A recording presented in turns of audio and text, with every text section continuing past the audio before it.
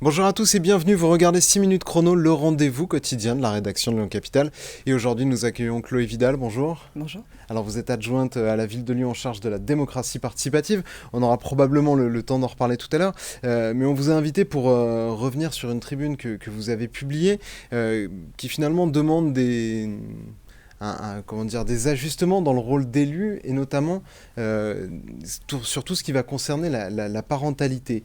Qu'est-ce que vous avez constaté, vous, de votre expérience personnelle et puis peut-être aussi en discutant avec des collègues sur la difficulté d'allier son rôle de mère ou de père de famille et d'élu? Eh bien, comme vous le dites très bien, j'ai été d'abord concernée puisque j'ai été mère 2 fois en ce début de mandat.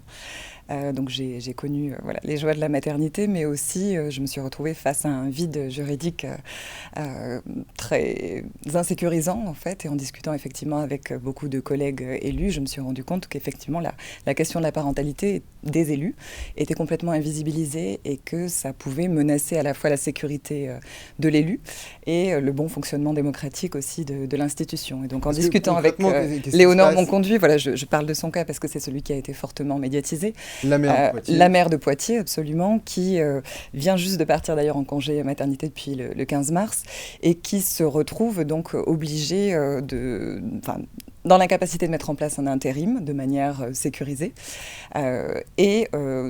privée de tous ses revenus puisque ses indemnités sont suspendues pendant toute la durée de son congé maternité et que cependant elle garde la responsabilité pénale et civile de sa fonction.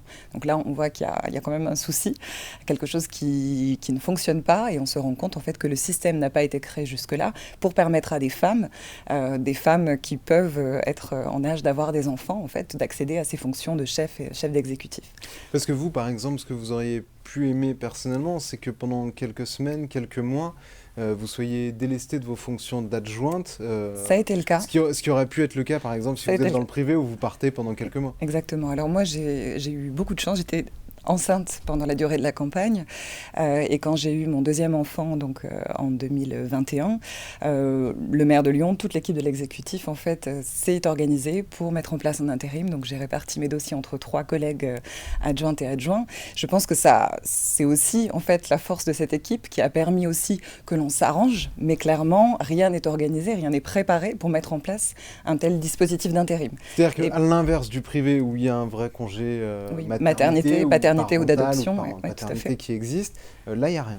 Là il n'y a rien, non, absolument. La question n'existe pas. Elle est aujourd'hui, à mon sens, encore un peu minorée dans les débats autour du statut de l'élu, bien qu'on se félicite des avancées qu'il y a eu donc, juste après la publication de la tribune au Sénat, où 2 des revendications que nous portions à travers l'appel en fait, ont été entendues. Et donc on avance, on attend que l'Assemblée nationale maintenant entérine en fait, ces avancées.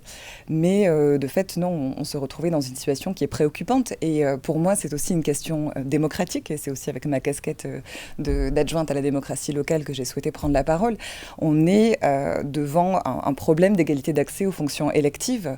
On se plaint toujours du fait que nos élus ne sont pas représentatifs de la population française, que la sociologie des élus ne reflète pas la société française. Et cependant, les conditions ne sont pas en place pour permettre à des hommes et à des femmes, et particulièrement à des femmes à tout âge de la vie, en fait, de s'engager en politique. Mais elles restent minoritaires. Pensez-vous qu'il y a des femmes qui ne se sont pas engagées parce qu'elles avaient regardé que dans le code des collectivités? Ah non, elles n'avaient pas regardé, mais Par exemple, vous l'avez découvert. Alors, je ne l'ai pas complètement découvert, mais je pensais qu'effectivement, il y avait un cadre existant. Or, on voit qu'il y a un réel vide juridique, et donc il s'agit de le combler aujourd'hui. Et je pense que la situation est beaucoup plus importante quand on est chef d'exécutif. C'est le cas de Léonore Monconduit. Encore une fois, on s'arrange, on bricole, il y a une tolérance, mais il n'y a pas de cadre légal clair, en fait, pour considérer la parentalité des élus aujourd'hui. Et donc, pour moi, c'est vraiment un enjeu de représentativité des élus aujourd'hui, faire en sorte que des femmes aussi s'engagent en politique, elles se sentent légitimes à leur place, qu'on impulse un changement aussi de culture institutionnelle et politique, et que finalement, on participe au renouvellement des modalités du mandat électif. Il y a un autre point que je voulais aborder avec vous. Il y a eu des perquisitions la semaine dernière à l'Hôtel de Ville qui concernent finalement des collaborateurs d'élus. La justice se demande s'ils sont au service de la collectivité ou d'intérêts partisans des élus. Est-ce qu'elle vous inquiète, cette enquête qui est en cours? Alors, je vous répondrai en vous disant que la ville se tient à disposition de la justice, que cette enquête est en cours et que je n'ai absolument aucun commentaire à faire là-dessus. Autre point que je voulais aborder avec vous, c'est la question du budget participatif. Derrière vous, vous voyez la place Bellecour qui sera végétalisée sur ce mandat, ou en tout cas qui va commencer à être végétalisée sur ce mandat dans le cadre du budget participatif.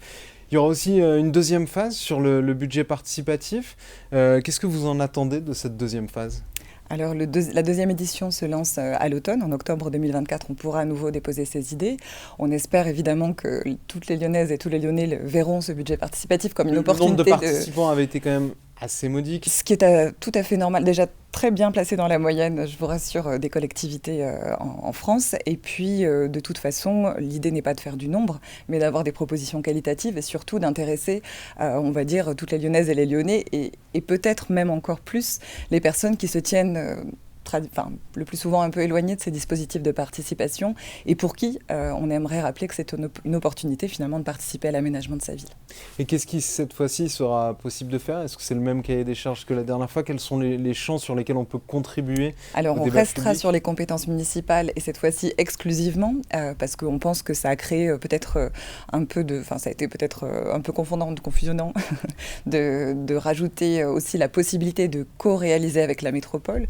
Donc la place Bellecour ou les box à vélo que nous allons inaugurer d'ailleurs ce mercredi, c'était un peu une figure d'exception. Là, on sera vraiment sur des compétences municipales avec toujours la possibilité de déposer ses idées sur la plateforme numérique OYE, oye.participer.lyon.fr. Un vote qui va un peu changer puisqu'on va créer une journée du vote papier pour permettre à un plus grand nombre de personnes aussi de venir voter. Il y aura une transparence renforcée avec un observatoire citoyen du budget participatif qui pourra observer chaque étape du dispositif. Et puis, on va mettre en place une grande stratégie d'accompagnement aussi dans chaque arrondissement, sur mesure, pour faire en sorte d'intéresser davantage de Lyonnaises et de Lyonnais au dispositif. Merci beaucoup Chloé Vidal d'avoir répondu à nos questions et à notre invitation. Moi, je vous donne rendez-vous très bientôt pour une nouvelle édition de 6 minutes chrono. Au revoir.